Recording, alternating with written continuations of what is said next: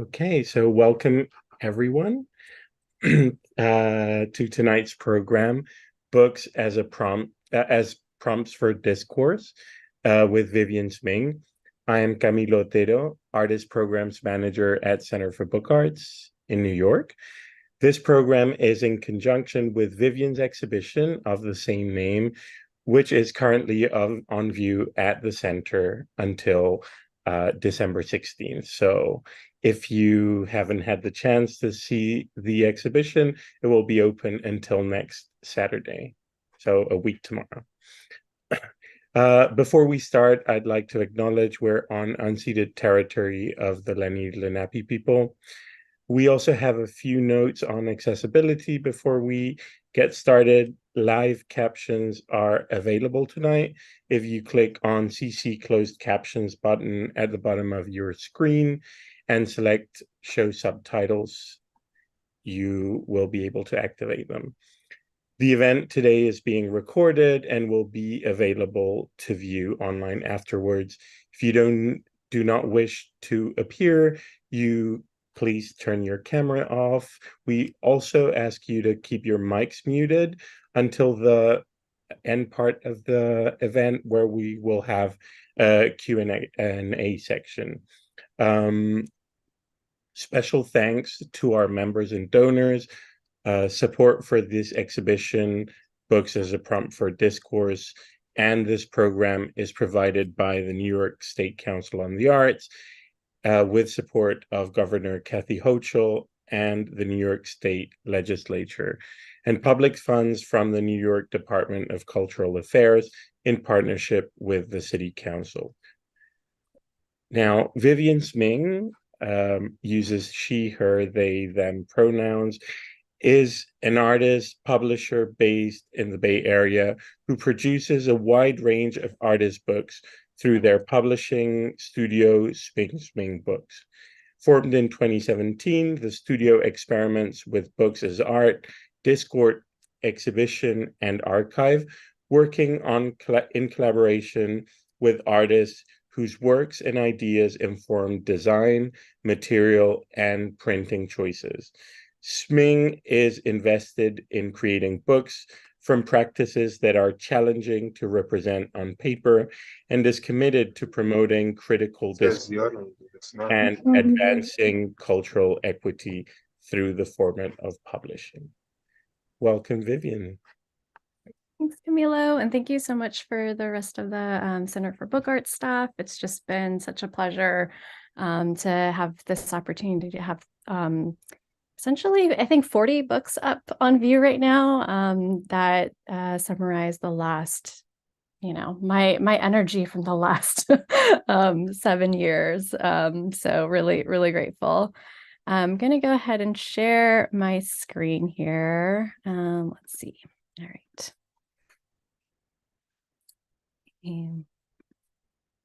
Cool. So this is, for those of you who haven't been, this is a view of one of the walls at the Center for the Book Arts right now.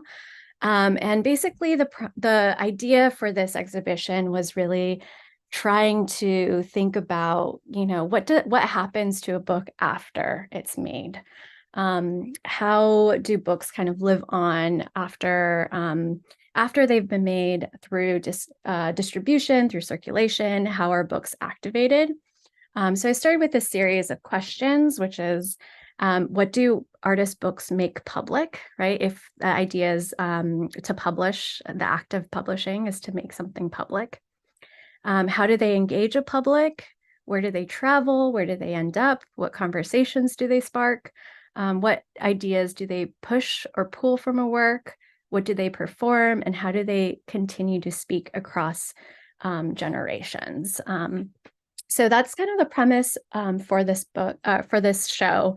And I think I should probably also mention that when I first started Sming Sming Books in 2017, it really came out of an interest for around public programming. I was really thinking about these moments of like connecting people like we are here today, there's energy in the Zoom room, even if we're virtual.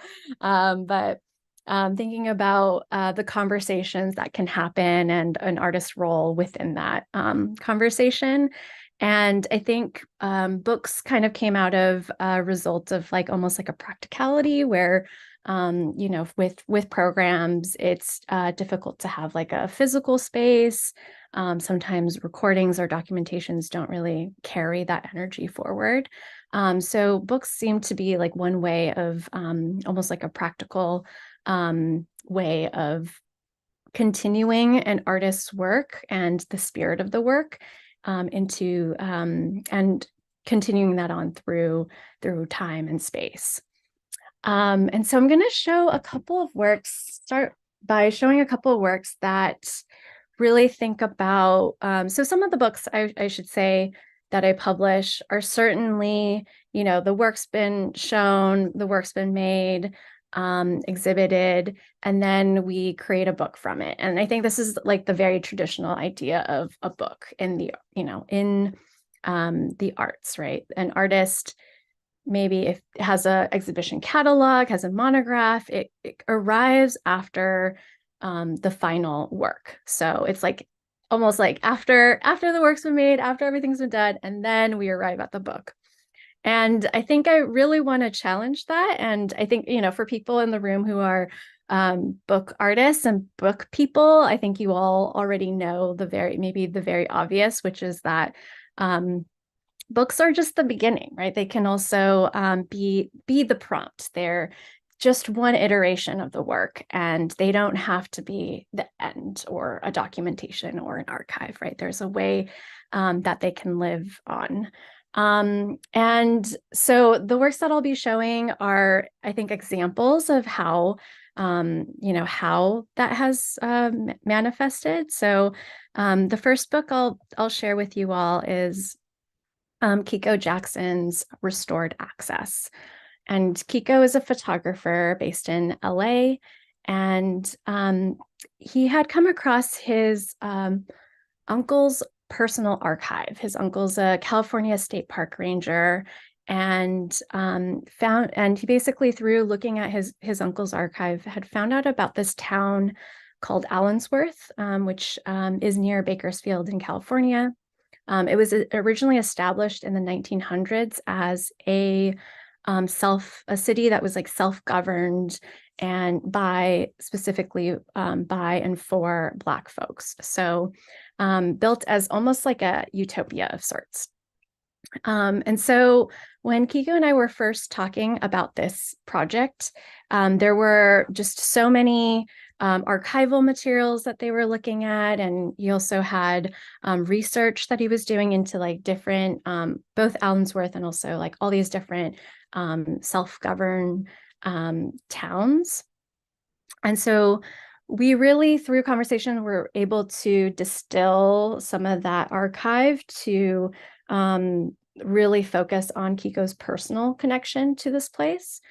So all of the archival images from Kiko's uncle's archive are shown on this like tannish paper in black and white. And then Kiko's photos that are more recent from 2020, 2021 are reproduced in color.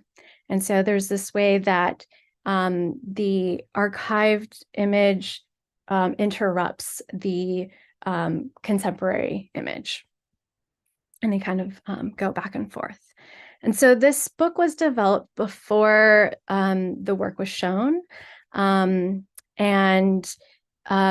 As Kiko was developing, this exhibition was at the Fulcrum Press in LA space that they have. And so Kiko kind of replicated the formal elements from the book onto the wall. So again, you can see how using the same color paper and having this like interruption again of the archival images with the contemporary. And this was how it was shown. So I think this is just one example of how the book is an opportunity to like test some visual strategies out before the work gets exhibited. And share another one. Undance Dances Through Prison Walls During a Pandemic, which is edited by a choreographer, abolitionist, educator, Suchi Branfman. And this book was created in 2020 very urgently. Suchi is was working in Norco, the rehabilitation center there, a medium security prison. And she had been working on these choreographic workshops where folks would come together and dance. And of course, when 2020 happened, when the pandemic happened, there was a lockdown, and suddenly all of those programs stopped.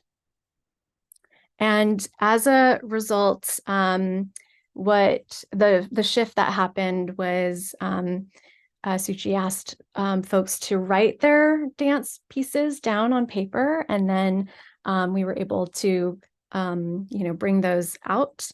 And if you read them, the dance becomes, it becomes like partially a story and also a narrative, and at the same time like a conceptual performance piece where the dance happens in one's imagination through reading. And of course that is like one of the powerful things about writing. And what was really cool about this project was that afterward, like a couple months afterwards, Suchi was actually able to organize dances, live performances, live dances. So I'll share a couple of clips from this, but essentially dancers that Suchi worked with would perform their interpretations of the pieces that were written. And then after some time, some of the men who were in prison were released and were actually also able to join in these performances and, in that way, build that community. So I'll just play this piece. And this was, I think, videoed by Tom Tsai, and again, project through Suchi Branfman. My solo routine starts off with my arms stretched out towards the sky, trying to touch the rafters, stretching on tiptoe, reaching head up to the sky.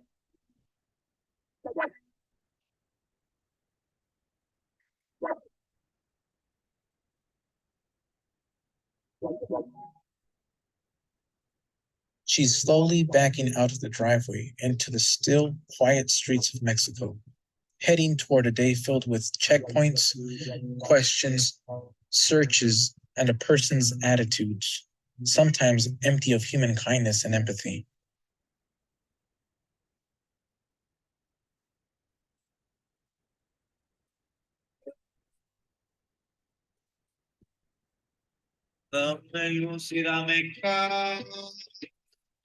Wasting no time, I begin a relentless combo. I am quiet on the outside, but inside I'm screaming, crying, and pouring myself out. Lately, I've been skydiving, something I have yet to do. So I disappear in the sky full of clouds, free falling. Dew is giving this flower, me, life into my roots. Every move I make, every transition, every expression is reflecting the inner conflict within me.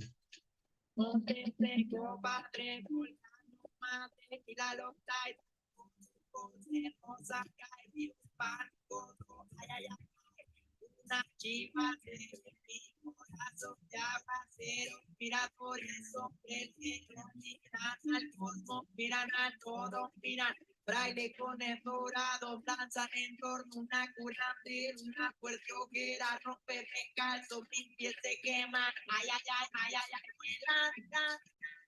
I close my eyes and I'm somewhere else.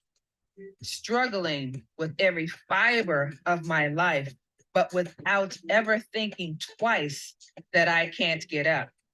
I continue to rise. I rise.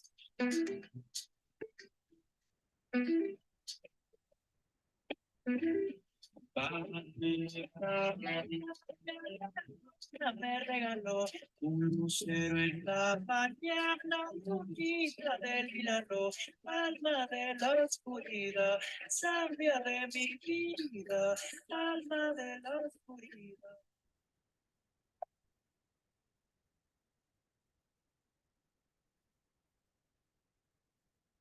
So again, this is just another example of a piece that existed initially in the book form, and then now is able to, there's a whole nother life that it's taken, where the work is of course performative, and it has a very different, there's a different relationship and experience that one has to the performance versus like the words on the paper. And I'm really interested in how those modes sit side by side, and how a book can function next to the work, and not be necessarily like a one-to-one documentation of or representation of, but that they both can have a different performative affect, if that makes any sense. And one last one I'll share for that, in talking about books whose like, the work has transformed through the book form, is Hee Soo Kwan's work. So Hee Soo Kwan is a artist who is based here in the Bay Area. And she has a very multi-disciplinary practice. These are lenticular light boxes, but she also works in video. There's performance, in all different types of modes. And at the center of her practice is this idea called Le Musum, which is a autobiographical feminist religion that she's created. So it centers around this goddess of Le Musum, who's this snake woman. But she's created these 3D avatars of her ancestors, her grandmothers, her great-grandmothers, her mother, and kind of reinserts them into these archival images of family dynamics, of images of home that she's trying to disrupt. And it's been a larger project in kind of talking through ways to kind of break the cycle of generational trauma, a way to, she's really thinking about how one is able to like liberate one's female ancestors specifically. So this was a work that, this is like a example of one of the lenticular pieces. But this is a work, again, that takes a lot of different forms. And when Hee Soo and I started working together, we originally, I think the idea was just one book that was a part of this practice. And at the same time, we were talking, she had gotten an opportunity to show her work at YBCA, the Yerba Buena Center for the Arts, in the triennial called Bay Area Now. So that show is currently up on view until May. So as we started working, we're working on this book at the same time as this exhibition started developing, and we were thinking through, well, what forms can this book take, right? So this is the final form of the book, which is an edition that contains, like, I think 6 other books, a lenticular bookmark, and some prayer cards. And how we landed, this is the back of it, how we landed here was thinking through, again, the installation. So this is how the work was installed at YBCA, which is a gift shop. So the project's called Le Musum Gift Shop. The form it takes from religious gift shops. If you think about the crammed crosses and prayer beads and little booklets that often appear in these gift shops in churches. And she was specifically thinking about the Korean Catholic Church and how these gift shops function. So this was like a super fun project to work on together, where I think it started from one book and then it kind of spiraled and like became all these other different things. And because her project is very collaborative, she was able to invite the artists that she's been working with. So there's bandanas and sculptures and jewelry and all different material that are created by her collaborators as well. And so it was a way to also bring them into this project. Here's another shot. Yeah,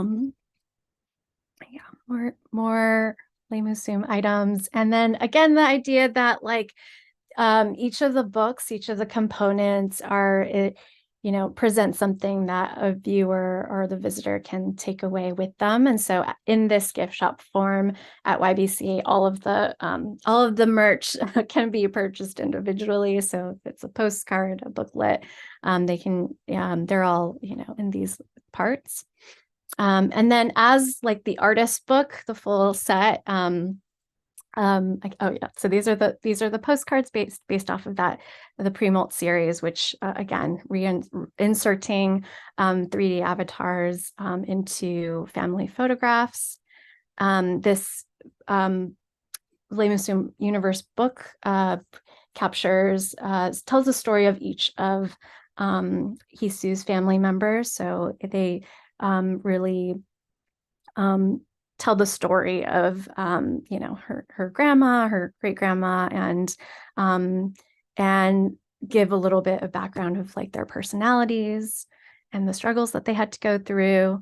The Bible is I would say a more definitive text in that it shares some of the origins of Hisu's work, and this is written in conjunction with Kazumi Chin.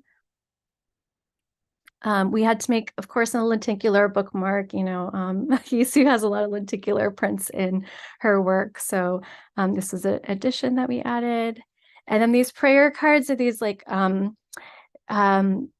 they're a clear background, and so when we arrived at this moment, it was just really exciting because I was thinking like you could carry these cards around with you, and then actually like insert, like hold it up into your environment and like insert the figures in one's environment in real time.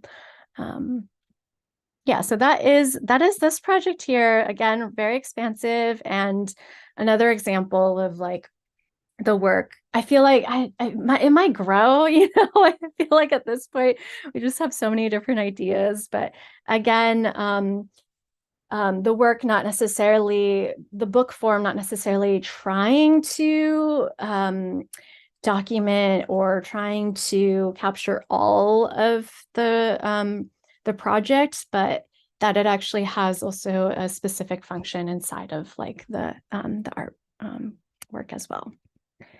And so for on the other wall at CBA, so there's two walls. So on the other wall, there's this wall of photocopied readers. And this is essentially an attempt to, in thinking about the life of a book, this is an attempt to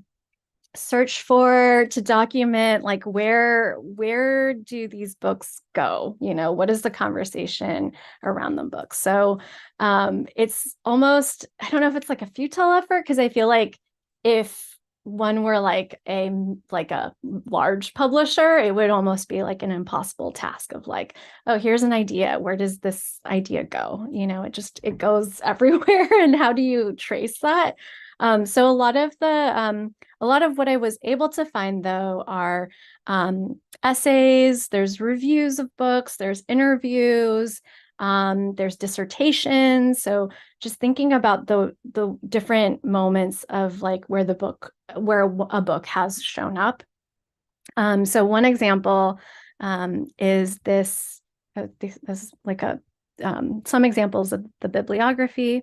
But one example was this blog that I had found that talks about photography and like specifically like photographs of the sky. And there was like one little citation of this book by three called Cirrus, which is looking at contrails in the sky.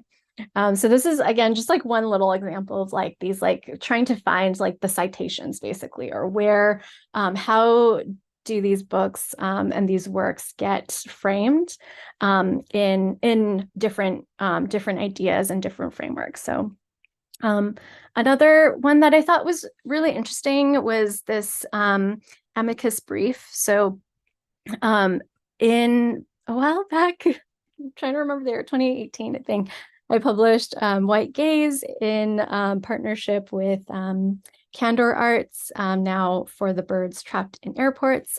And this is a book by Michelle Dizon, who's now known as Latipa, and Viet Le. And it takes essentially National Geographic pages from National Geographic archives and uses a method of poetic subtraction to remove text to like create this poetry that also reveals the imperialist lens that is at the heart and core of Nat Geo. And when the book came out, it was published at the same time that Nat Geo came out with their race issue, where they publicly admitted that they were historically racist, but not no longer anymore, of course. But it came out at the same time, and I think through, I don't know if it was like because of press or whatever, but the after the edition, we made an edition of 200, which sold out. So after that first edition was out of print, Nat Geo sales department contacted Latipa and Viet Le and asked them if they had secured licensing fee or like paid licensing fees and secured permission to create this work and publish this work. And we hadn't, because it falls under fair use. But this was like a really interesting moment because, the book originally was really questioning about like who gets to make images of the world. And then with these like copyright questions, the questions kind of became like, well, who gets to like own those images and who gets to profit from the images? Like who would even get paid in this scenario? But anyway, amidst all this, we had to get a lawyer, and thankfully we were able to work with Jason Schultz, who's a wonderful pro bono lawyer over at NYU, who is expert on copyright law. And so this I found was a brief that is supposed to be in support of another lawsuit. So this was Warhol versus Goldsmith. And I think Warhol Foundation was being sued for Warhol's use of prints, of a photograph of prints from that Goldsmith had taken. And Warhol lost, by the way. So I don't know what I don't know what the repercussions will be, but essentially then this case of White Gaze was used as a legal, almost like a legal case to support the fair use claims of this other lawsuit, because we did not get a lawsuit. And in the brief, I just find this really interesting, which is like in the amicus brief, there are citations. So essentially like a bibliography of reviews, of essays, the interviews appear here. And in this context, then again, they're used as like to support the legality and to support this position. So hopefully that's interesting to you all. My mind was blown. I was like, it's like, not necessarily like the intended use of like, or when you think about creating an artwork, like you really don't know where it ends up or where it goes. So to kind of see that there is this like very like specific function for this piece is, yeah, to me, just like really, really interesting. And again, like why I'm like kind of obsessed with this idea of like the life beyond the actual book. Yeah, so this again is just still in progress. I think it'll just be an ongoing thing. I don't know if I'll ever finish it. People are welcome to share articles and things with me if they're, they are looking at a book and have specific thoughts. And I think the last thing that I'll share today is this idea of publishing as like fixing an idea in one point in time and space. So, and I'll try to explain this the best I can, but I think for myself, there's a lot of points of inquiry. So, one book, let's start off here. This book might present or answer a specific set of questions that I have, and then that'll be answered by another book. And then that book will then present its own set of questions, and then I have to make another book, and that'll answer some of those questions I have. And it's just like this kind of continuous process. And I think working with artists and not just like, necessarily publishing my own work is part of that is like to understand different positions and different perspectives and approaches to art. So I can almost take one position and share that position and kind of test it out and produce something and see how it unfolds. And then we land at this other place. And again, I know that sounds kind of abstract, but then to the right here, this diagram here on the right, I was trying to show, like, I think currently on social media or a lot of like internet discourse, all of us are publishing every single day when we post something, because publishing is to make something public. And so every time something is public, we're essentially publishing. And through social media, this allows everyone to become publishers and everyone to publish. And there's so many different thoughts and positions and takes and opinions and stances that are happening, and along with like disinformation and misinformation, that it makes it really hard to know who you're like responding to, or where that discourse is taking us, because there's so many things being presented, and it's just like all jumbled. And it's very easy to then conflate people's positions. So it's very easy to be like, oh, you said this or you think this because that's what I'm hearing from this side of things, and it's like, no, I didn't say that, but okay. And I think books kind of allow for this like slowing down, right, of like, okay, this is one in-depth position that you can like take your time with, and you can read through and allow to like allow yourself to digest and sit with before then arriving at another place. And so for me, it has been a necessity to just process my own personal, mental thoughts, my own ethics, my own, questions around how one navigates the world, so that the act of publishing is really needed for that. And yeah, with that, I think I just wanted to end by saying that books are these like almost like these like stasis forms until they're opened and read and activated. And so in the exhibition text, I write that discourse really lies with the reader, right? It lies with all of you who are here, all of you who pick up a book, and it really is up to you to like determine where that work and those ideas carry on, and how they're framed, and how they're taught, how they're presented in the world. Yeah, so with that, I'm going to stop sharing my screen. I'm happy to take questions. Thank you for listening.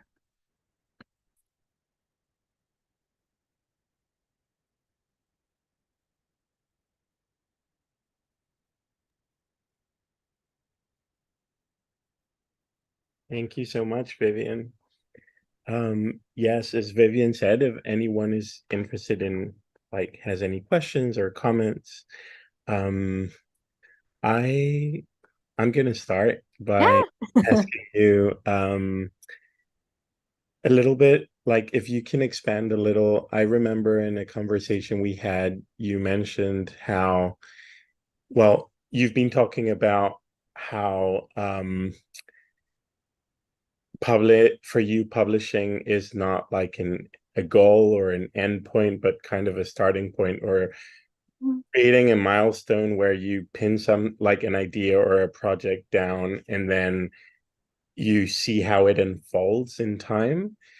Why, and I would like to know a little bit more what you think about the difference between making this intermediate process public or just keeping it in a private realm. Yeah, I think the reason to make something public is that discourse part, right? Is to then see what comes out of it, like what other conversations happen, to see where it goes. Like, you can't really do that unless you make something public. But it is like a step where it's like you're basically making something like almost like contestable in some ways, right? Like people can refute it, people can, be completely offended, or they could, be like, this is like life-changing, and I really relate to this. And so it's like that form of like creating a moment, that like an opportunity to then connect that idea with other people. And then through that conversation, hopefully it then also starts to shape your own work, right? Then it might lead to different paths that might not have been considered in the first place. Yeah, I mean, I think, one can certainly work privately in their studio and try to recreate that process. But I think the exciting thing about publishing is that that joint, almost like, communal or joint effort in a way.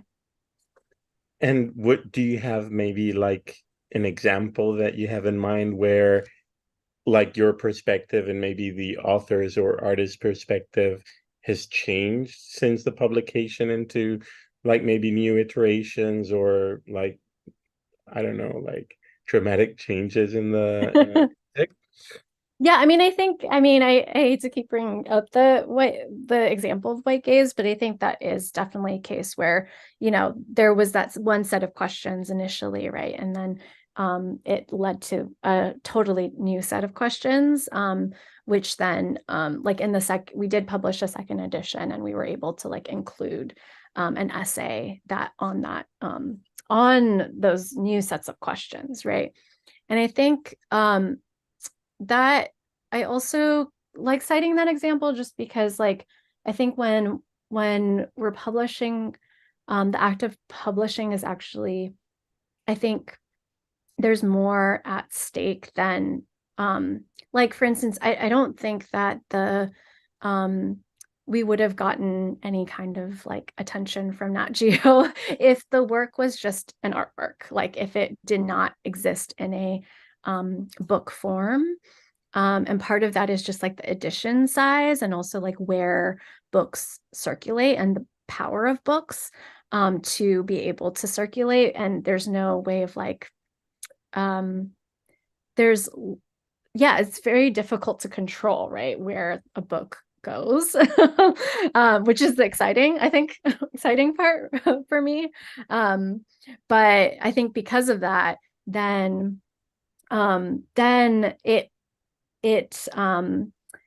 unsettles, right? Unsettles if the unsettles a position of power that is trying to control where the images are being used, what the message is, etc. And I think again, like that act of publishing and the fact that it's circulated, then the stakes are just higher for works. Mm-hmm. Yeah. We have a question from Igor Arume. So did Nat Geo accept the fair use claim and give up filing the lawsuit for now? They didn't ever file the lawsuit. I think they were just like, we're gonna forward this to our legal department. So they didn't actually like move forward with any like cease and desist or that kind of action. And I've also learned that I think copyright law, I think, well, now I'm like, why is the Warhol one still going on?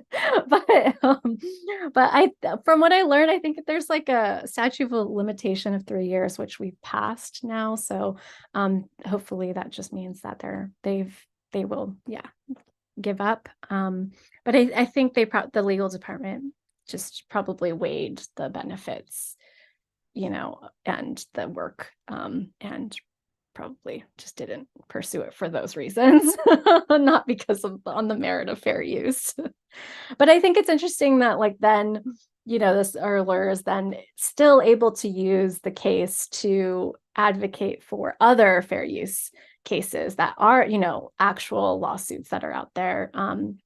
And I think in doing that then also helps our case as well, if it were to ever come up. Yeah. It's almost like a preemptive, strategy. I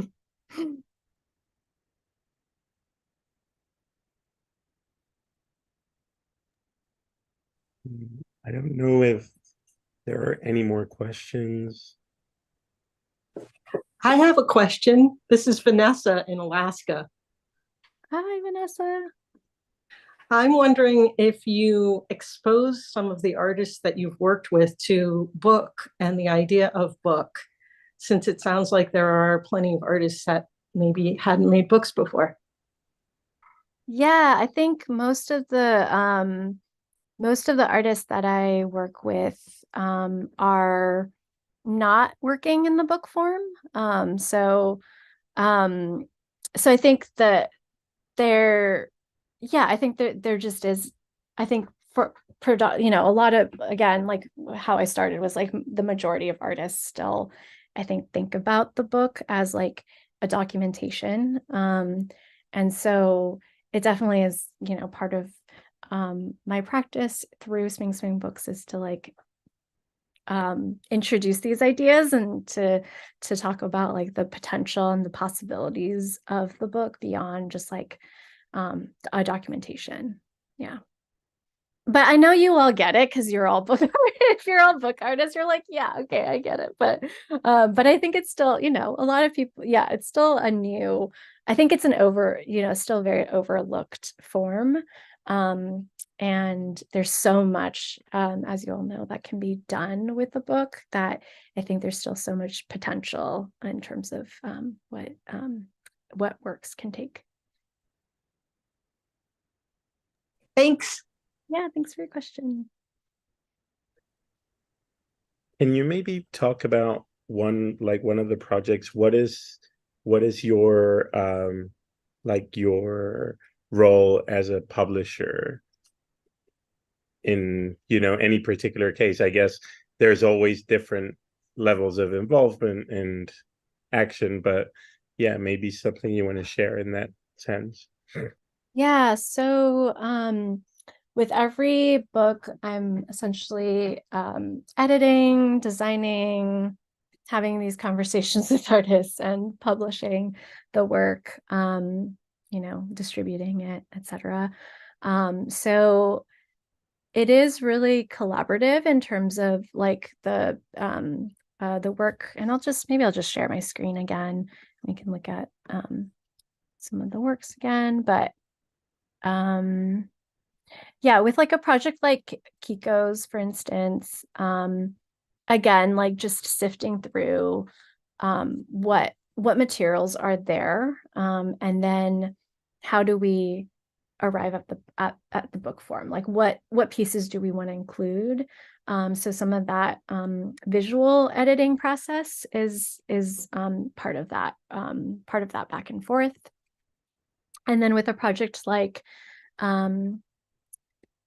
Hisu's, this is also another example of like, you know, like kind of like collaboratively coming up with like all the different parts, and then coming to the size, even the size and dimensions, right? And like what are what are the different materials that we want to use, and then like designing, like actually designing every single part and then getting it printed. Yeah, and I would say that a lot of the artists, it just like depends on their own level of like interest in terms of participation. So some artists maybe will want a more hands-on role, and then other artists will I think just, you know, trust whatever kind of form I end up landing on. But I usually have like a process of a lot of permission asking in terms of like, this is what I'm thinking. Am I taking too much liberty with your ideas here? What do you think about this? So there's always like a usually a mutual agreement on whatever direction we land on. Yeah. We have another question here from Aaron Crawford. Can you speak about the statement from your bio about creating books from practices that are challenging to represent on paper?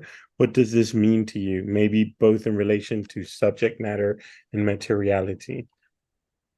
Yeah, so again, like I think a lot of work that deals with like for instance with this piece here, like with performance, and then Hisu's work, which deals with like, it's like a multimedia work. So like thinking about how do we maybe the word is like, how do we embody lived experiences like performance, sound, time-based work? How do we embody that into a book form? Because the book form is always going to be like fixed in some way.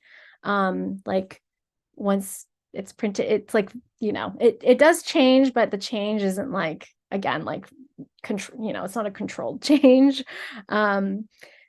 And I think about this in relationship to the idea around history with a capital H being on paper. So this idea that currently our society values is like what is on paper, and that is what is historicized, that is what is kept throughout time.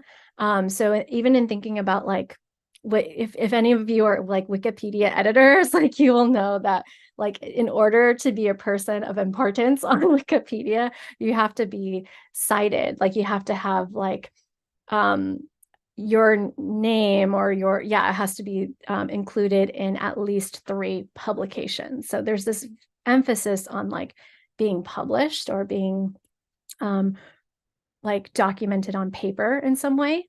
But there's so many different ways of like artistic practices, but also like just like life and cultural practices that are not don't follow this model, you know. And I think like in thinking about like oral languages and thinking about, again, like dance and ritual. So the book, thinking about these artist books, isn't like, it's not really like solving that problem, but it's a way to just think about the potential for the book to, you know, potentially embody some of that that energy or that spirit, or that like to have the book function as like its own performance in relationship to the work. Yeah. Hopefully, did that answer? Hopefully that answered it. Yes. around we have another question from Caviar Moon.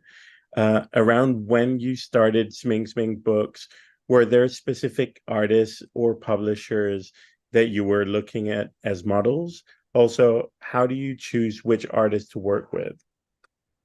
Yeah, so I think when I was starting, again, because I think I was just in the space of thinking about like almost like, yeah, public programs, conversations, the live, but the body, bodied. I just kind of honestly, in all honesty, I started Sming Sming on a whim. Like I had some editorial experience. I knew how to like project manage and like design.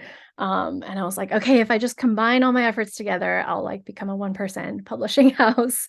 But I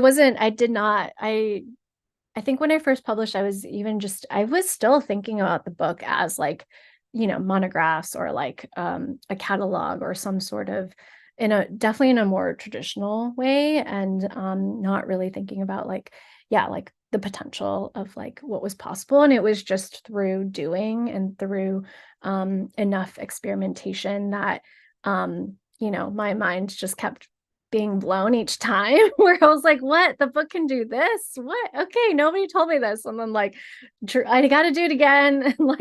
And so like just trying like this like process of like trial and error of like, okay, like yeah, I feel like it's like alchemy in some ways where you're like trying to like make magic happen through the paper.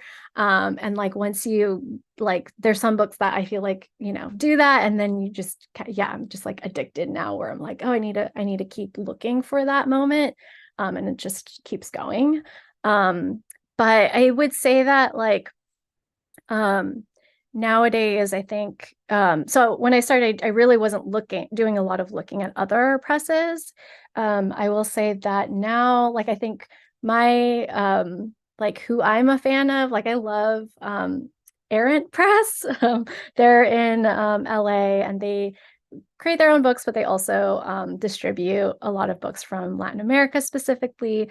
And I think the way that the book is understood as like something not necessarily precious, but like it doesn't have that like preciousness that I think a lot of times like a lot of like book arts tends to have in terms of like coming from that like printmaking heavy background. And it is more about the like experience of like opening and and discovering and there's like a lightness and like a joy to a lot of the books that they publish. Even if the subject matter is heavy, it's like you want to pick it up and you want to like yeah, you just want to like interact with it and engage with it. And then I think the second question was, I'm going to stop share. Okay, okay, cool. Stop sharing. Which was, oh, how do I choose which artist to work with? Again, that is like half of it is people approaching me and half of it is people I'm approaching. But that, that diagram of like the arrows, it's like, how does it, I know it sounds very murky, but it's like, how does an abstract, but like, how does this artist answer a question maybe that I have? And how can their work push me into that other question and then like kind of continue. So I know that's like very abstract and personal, but I think this is it's just a very personal practice and I don't expect like people like in general to just like look at the books and be like, oh yeah, these are all the things you're thinking about. I'm like, I don't, it's fine.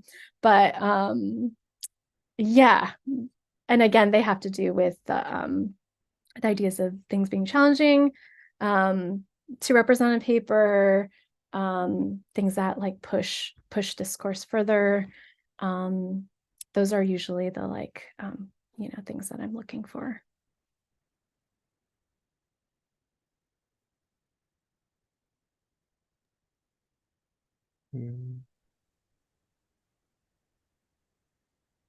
Okay. I just have one last question regarding what you just said. And it's, do you keep track of these connections in some other way than the publications themselves, or this exhibition that in some way also connects certain ideas and what happens after the book is published, but those connections that you are making yourself, or those thoughts, are you documenting them or tracking them in some way? Good question. And I am not, Camilo. Yeah, they just kind of bounce around in my head. But I think that's like I think this having this opportunity at the Center for Book Arts was like a good chance to just see everything together, and just like even see what those points of inquiries might be. And I think you've given me my next task. Yeah, forthcoming. Okay, well, if there aren't any other questions, thank you so much, Vivian. And I really encourage anyone who has the opportunity to come in the next week to visit the exhibition. And thank you so much. Yeah, thank you all for being here on a Friday afternoon, evening. Take care. Bye-bye.